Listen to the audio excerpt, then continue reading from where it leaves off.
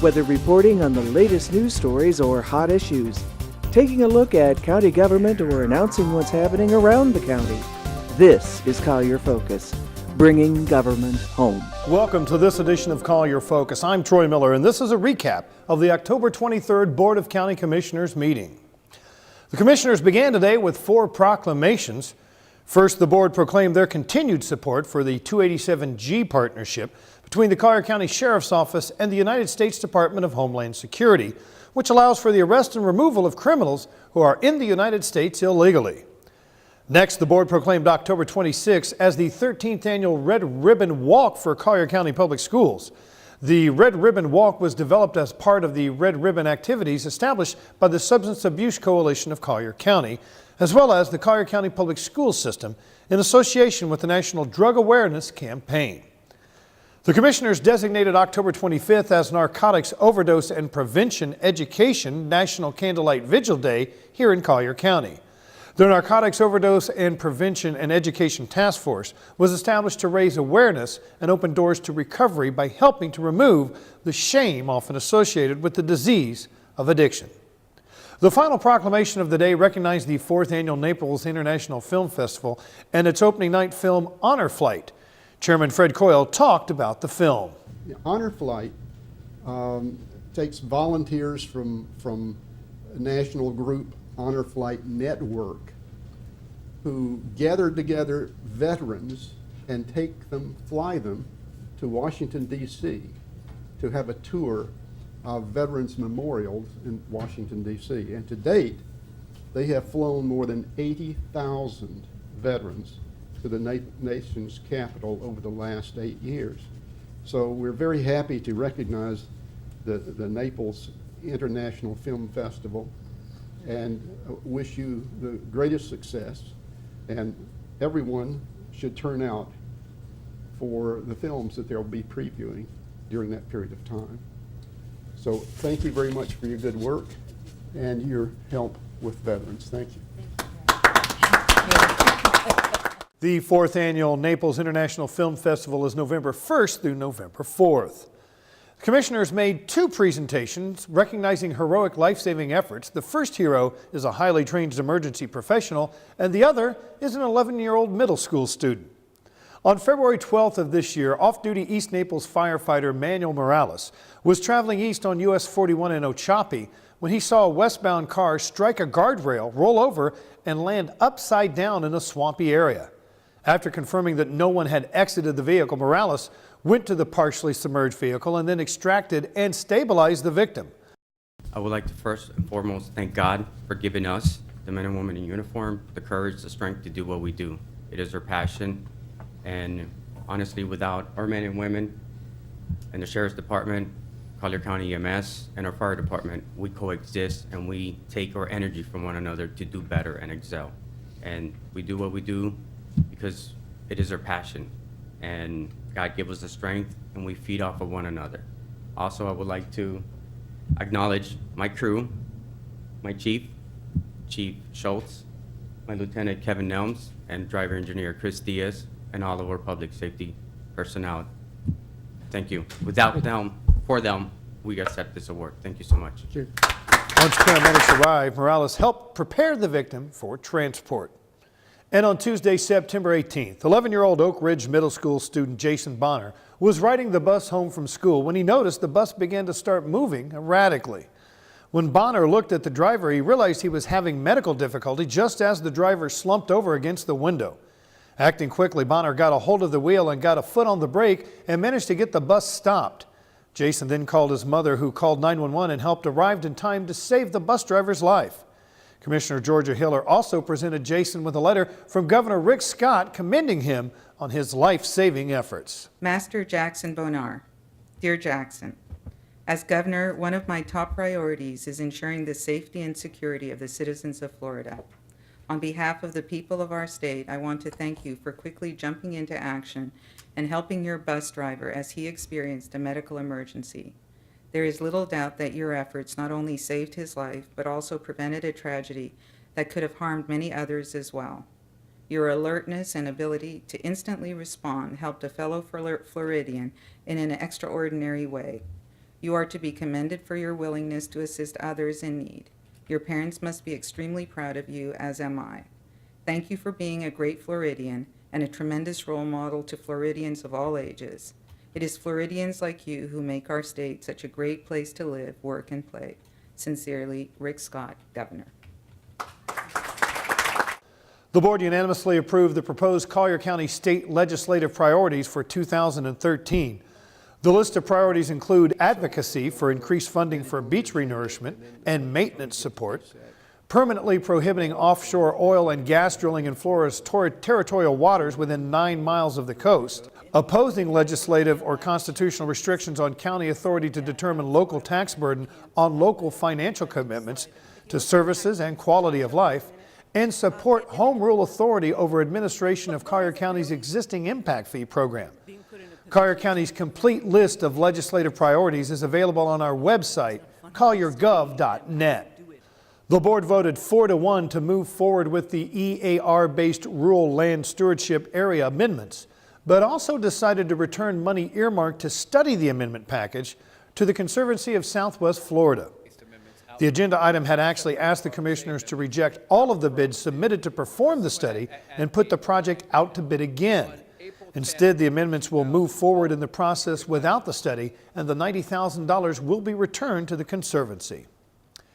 Commissioners approved an out-of-cycle TDC grant application from the City of Marco Island Hideaway Beach District for the purchase and installation of erosion control structures at Hideaway Beach. The T-groins will be placed in conjunction with Marco Island's beach renourishment program in that area. The fiscal impact is $925,000 from the tourist tax fund. The board approved resolutions authorizing the condemnation of the land and easements necessary for the construction of capital improvements at the intersection of US 41 and Collier Boulevard. The design process is underway and construction is scheduled to start within the next year.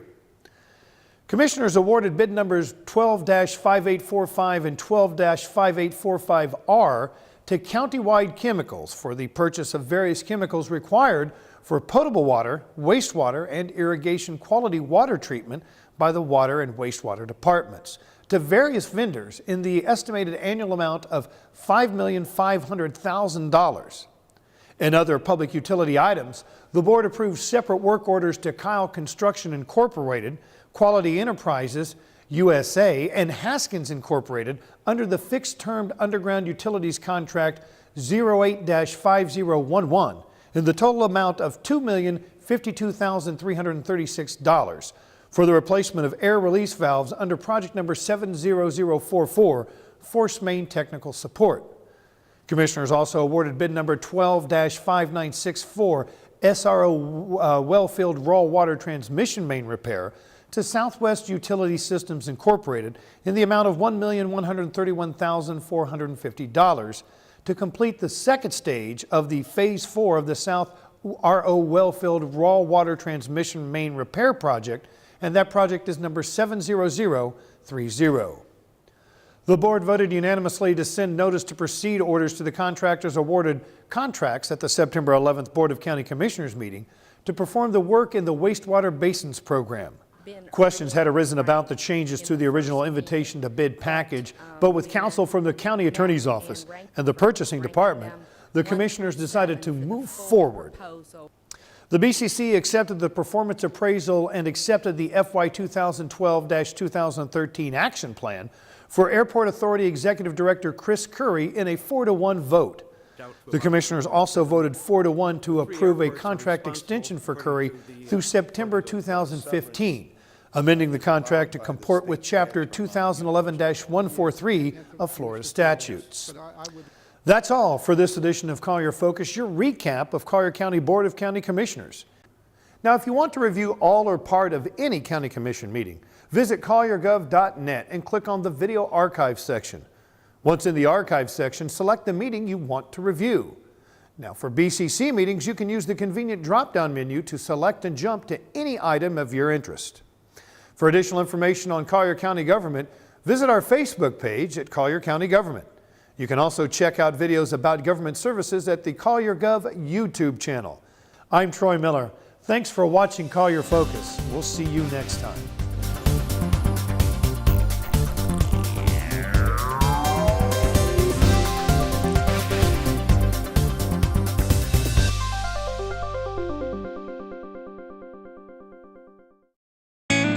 You're watching Collier Television, bringing government home.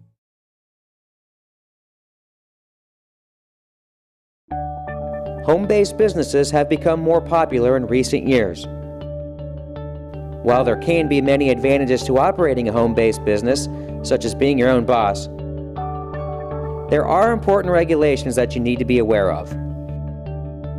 Here are some frequently asked questions that will be helpful before deciding to open a home-based business in Collier County. Can I run a business either for-profit or nonprofit from my home in Collier County? Yes. A resident can obtain a business tax receipt or home occupational license for businesses that meet zoning approval. The zoning approval is obtained at the Growth Management Division Business Center located at 2800 North Horseshoe Drive, Naples, Florida. The business tax receipt instructions and application and the land use and zoning certificate for home business applications can be found at colliertax.com. The full link is posted in the info section below this video. Where can I find the code requirements associated with conducting either a nonprofit or for-profit occupation at my home? Home occupation code requirements can be located at municode.com. The full link is posted below. Where do I obtain a business tax receipt, also known as a home occupational license? A business tax receipt can be obtained from the Collier Tax Collector's Office at colliertax.com. Can I have employees or volunteers come to my home? No. Only people that reside at the home can work there.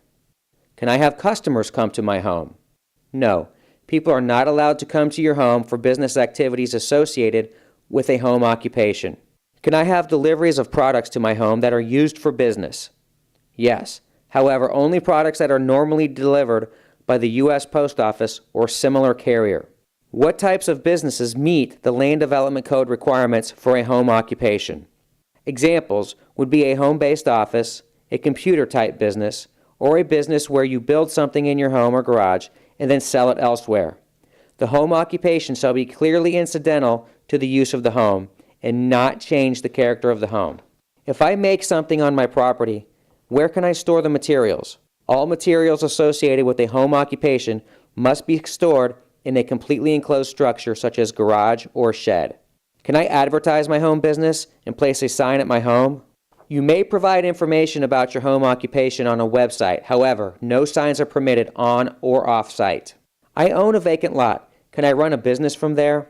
The Land Development Code has different requirements for zoning classifications.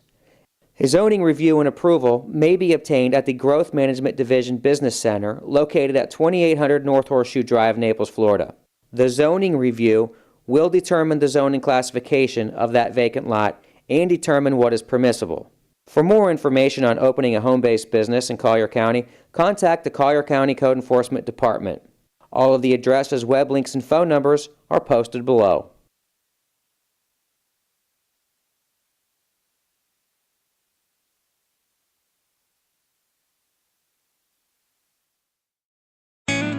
You're watching Collier Television, bringing government home.